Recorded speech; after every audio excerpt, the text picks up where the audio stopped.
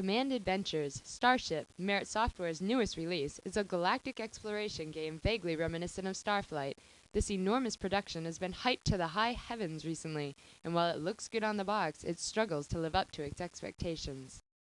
We'll be right back, and now, back to the action. Installation is straightforward, mostly. First off, Starship occupies considerable acreage on a hard drive. Don't even think about installing it unless you have the real estate to run it. How much? Well, the 10 or so subdirectories and countless data files add up to a whopping 27 meg, making it a contender for the largest non-CD-ROM game ever. Starship's music and digitized sound effects are impressive. Unfortunately, where most games these days automatically detect your sound card, or at least adjust standard configurations, Starship leaves it entirely up to the user. This may leave some gamers out in the cold. I mean, do you know the DMA and IRQ of your MIDI device? In the game's favor, it must be pointed out that Starship does support practically every sound card ever made. Starship's copy protection looks deceptively simple. In truth, it's locked up tighter than the brig on the Starship Enterprise. First line of defense, of course, is that no one without 30 free meg handy on their machine will pirate it. Actual copy protection employs the traditional match the symbol on your photocopy proof maroon sheet technique. The symbols are easy to recognize, which is fortunate since failure immediately drops you to DOS. The manual offers a handy walkthrough to get you started. Deviate from this even slightly and you're screwed. This is largely due to the design of the interface for equipping ships and hiring crew. In the ship design screen, it is necessary to scroll through dozens of weapons, shields, and engines one at a time.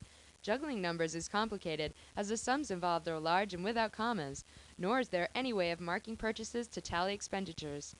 Items purchased by mistake can be sold back to the store at around 10% of your purchase price.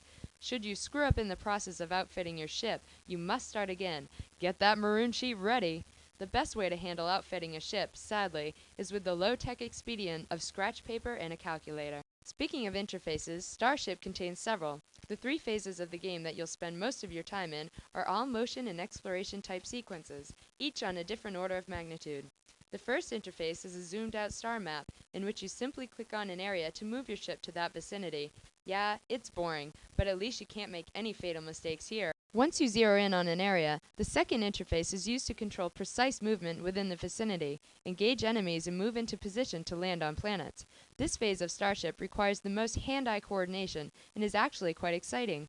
Using the keyboard in conjunction with the mouse is recommended here. The bummer, of course, is that you'll often have to fly around aimlessly in order to get some ship to attack you.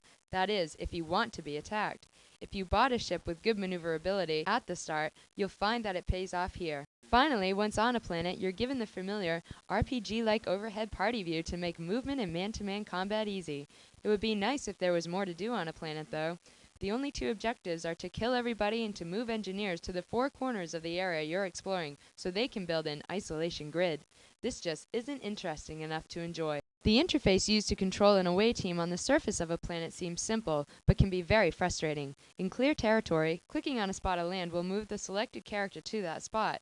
However, he'll just stop if he hits something he can't walk through. How many lines of code would it have taken to make a character automatically move around something? Neglect of little things like this makes the planet-based action extremely annoying. A game with this many quirks in only the first hour or so is sure to cause hair-pulling anxiety in many would-be players. Nevertheless, Starship did keep me hooked for a while, partially because I was beginning to enjoy the challenge of overcoming its problems, and partially because I couldn't stop looking at it. The screenshots don't lie. Starship's graphics are simply dynamite. There are several cutaway animations included in just the right places, and crisp detail throughout. It's also surprisingly fast despite non-stop crunching of graphic data. It's an all too common story, but I'm still surprised at the disparity between the quality of the game's appearance and the quality of the overall gameplay. The impact that Starship ends up making definitely isn't the one that Merit intended. If it was the only game of its type, it would be a great game. In its genre, it has to compete with the likes of Starflight and Star Control too. It doesn't even put up a fight.